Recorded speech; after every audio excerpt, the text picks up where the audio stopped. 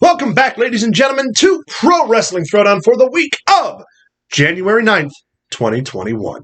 This is Luke the Big Dog Williams. I'm Caleb Black. That's our in-studio producer, the mighty Max Fury. And it's time for the recap, baby. We've been off for 3 weeks. There's been wrestling happening around that. So we're just going to give you the clip notes for this week. Obviously, we've already talked about Brody Lee. There's going to be a special about that later on. So Monday. We're not going to talk about the tribute show, which was done, again, beautifully. We're just going to cover the big points right now. Monday Night Raw, Goldberg has challenged Drew McIntyre for a shot at the world title at the Royal Rumble. Because that's what Raw needs. Goldberg. Because that's what the people want. You know what's funny? The WWE fans are like, Goldberg's too old. He shouldn't be here. Blah, blah, blah. AEW fans are like, give Sting the belt. Give him the belt. Here's the deal. I don't get it. Here's the difference. Sting's actually somebody you want to watch work. Yeah. I don't know. See, hear me out. Okay. No. We all know the Goldberg-Taker match was a cluster, right? Yes. It was a cluster. God all fuckarooed. But if you look back at Goldberg's recent body of work from his return period, the matches haven't been bad. Him and The Fiend were horrible. But it served its purpose. Goldberg got the belt. This match done well between McIntyre and Goldberg. This match done well between them doesn't have to be more than a fight. That's all it can. That's all it has to be. You know what the difference is between the whole Sting and the whole Goldberg thing is? Tell me more. People know they're not putting the belt on Sting. Goldberg is going to get the belt. Maybe, which already will lead has into a potential match against Roman Reigns. You know what? Somebody else pointed out too. Every time Goldberg's returned in this previous run was like right before the Royal Rumble. Yeah. When he returned, because he wants that Mania paycheck. Right. Hey, Vince is going to pay him. I don't know. Ridiculous. I'm going to give it time. I'm going to let it. I'm not interested. Obviously, I know there are better options. My whole point behind the whole thing is why turn Drew McIntyre heel? It makes no sense. Well, and the other thing too is obviously there was some miscommunication because Goldberg came out. McIntyre didn't cut the promo on the vets on the legends like he was supposed to. But even if he would have, it makes no sense. Yeah. Drew McIntyre is the all-American good guy. Well, Raw needs. He's not all-American. No. Well, you know what I mean. He's the good guy that Raw needs. Yeah. For everybody that doesn't know, explain what you're talking about with him not cutting out. So Goldberg comes out after. By the way, the Keith Lee McIntyre match was fucking awesome. Yeah. There was points of that match I thought that Keith Lee was going to take. So did I. Like that close. Yeah. Either way, Goldberg comes out and says to McIntyre, "You don't respect these. You don't respect the legends of the business. You don't respect the guys who paved the way." Blah blah blah. Obviously, McIntyre has never given that inclination. In fact, we saw his entire program against Randy Orton defending the legends Randy Orton. He was supposed to cut the promo, but Keith Lee and Drew McIntyre went over time. Right, and so McIntyre was supposed to cut a promo on the legends. Goldberg was supposed to come out and look like the badass, hey, I'm speaking for the legends, blah, blah, blah. Obviously, that didn't happen, so it came off very weird. The other part that I noticed, too, was Randy Orton spent the entire night dissing the legends. He's the legend killer, right? And why didn't Goldberg go to Randy Orton and be like... the first thing I said to Luke. Right. Why don't... I'm not disinterested in the Goldberg-McIntyre thing, but I'd be way more interested in Goldberg and Randy Orton. The only thing about Goldberg that bothers me is that it's a title match. Yeah. If it was against anybody else... If Goldberg were to wrestle Randy Orton, beat him, and then become number one contender by defeating Randy Orton... That would make sense. I would totally be fine with that. No, that's not going to happen. But also, the whole Randy Orton thing. Did you notice he talked shit to every legend? Yeah. Except Hulk Hogan. No, why? Because Hulk Hogan beat the Legend Killer at SummerSlam. At SummerSlam 06. That's the only reason they didn't go there. I believe that. That's fake memory. Remember that RKO Hogan took off the fucking car during that fucking thing? Mm-hmm. Fucking beautiful. Anyway, that's what's going on Raw.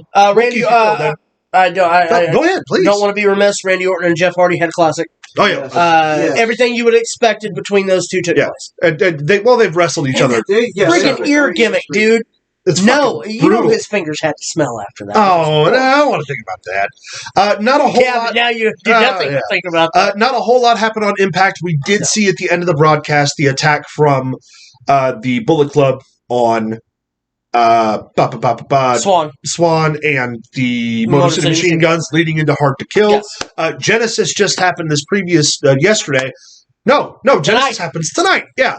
I don't really remember the card. I know that Ethan Page is going to have a cinematic match against Ethan Page.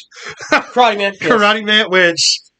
Hey, if you're going to leave the company and it's your last show you're going to be on, why not have fun with it? Yeah, I get it. So check that out if you have the Fight app, or you can order it, I think, still via regular pay-per-view. Yes. And on the TNA app.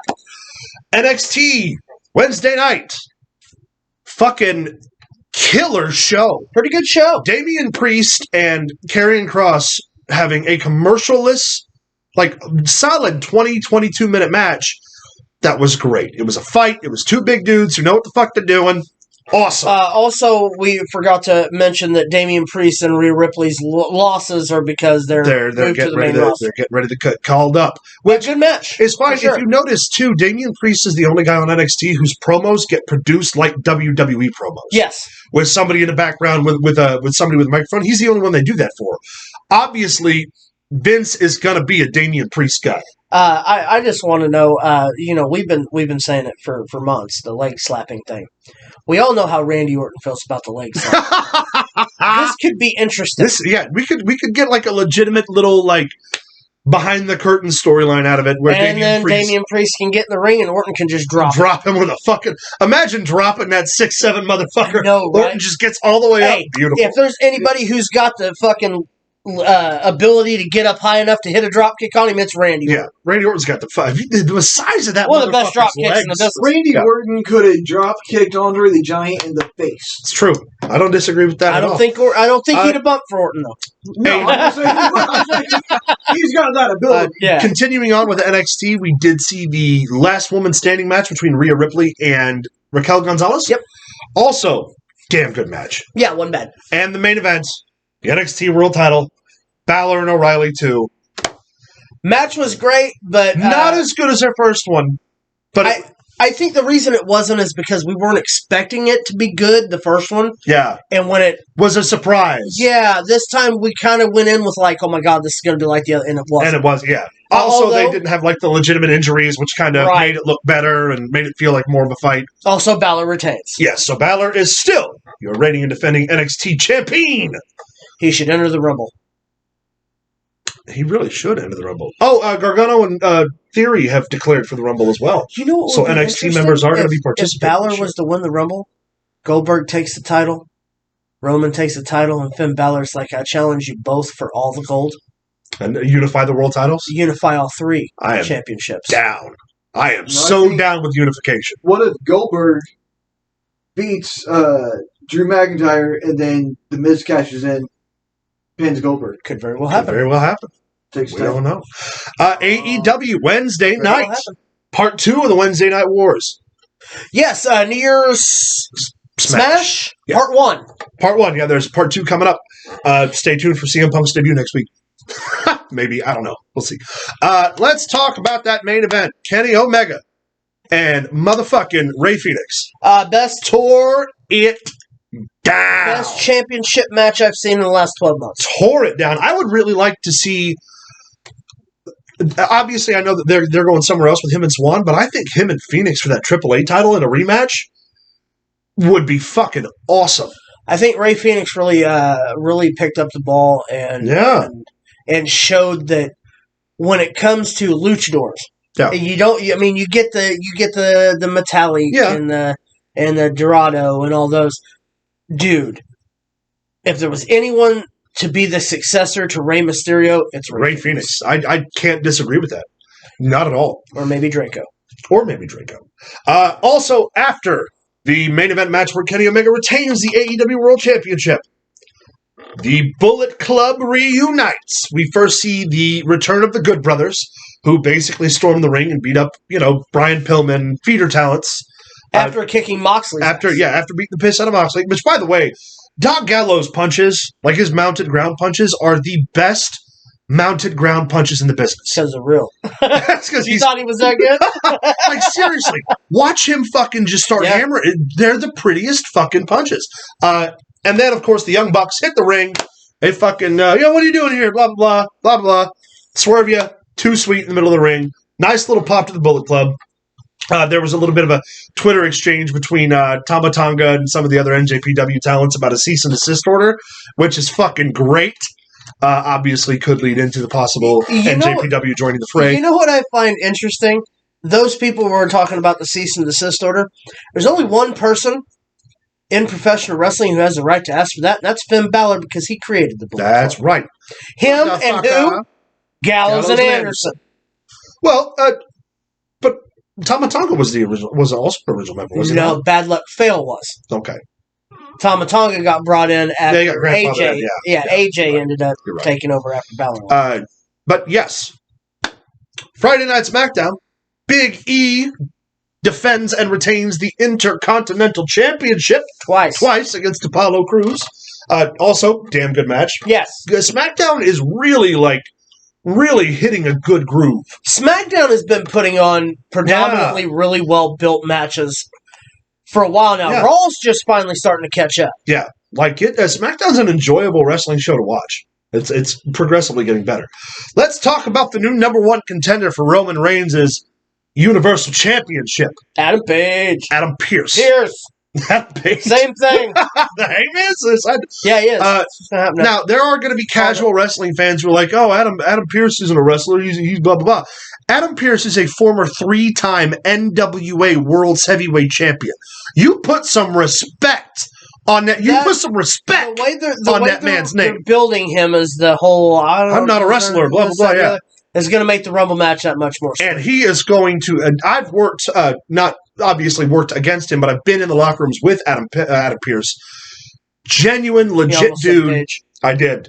Genuine, legit dude. I am super fucking geeked for this match. Without getting ready to close up the show, new SmackDown Tag Team Champions in Dolph Ziggler and Robert Roode. I love their tandem finisher, Robert Roode Spinebuster into the zigzag. I never even thought about that. No, and it's pretty. It's really, it's fucking Bobby Roode and Dolph Ziggler. Truth. Yes, they are the new tag team champions, and Sonya Deville returns to SmackDown after a loser, I guess it was a loser leave Raw match, technically, between she and Mandy. They were on SmackDown. But I guess Mandy Rose is on Raw now, so it doesn't. Well, we knew she wasn't going away forever anyway. They pulled her off TV for that. The court whole cases debacle and stuff. So it's good to see her back. Yeah. Hopefully she keeps kicking rocks and taking names. Agreed. And that's pretty much, guys, the weekend recap. Not a whole lot happened before that. Like I said, there's other stuff we're going to get into here shortly. Yes. But let us know what you thought about This Week in Wrestling in the comments down below after you like and subscribe. And please subscribe. We need the subs. Send us an email at prowrestlingthrowdown@gmail.com. Find us on Facebook at facebook.com/prowrestlingthrowdown. Follow us on Twitter at prowrestlingtd. Don't forget, we'll go live for a little bit next Saturday. Right around noontime on Twitch at twitch.tv/prowrestlingthrowdown. So find us on all the social medias. Follow us. All of them. Share us. You can share him. I've been shared once or twice. Gross. Stay tuned. We got more coming to you.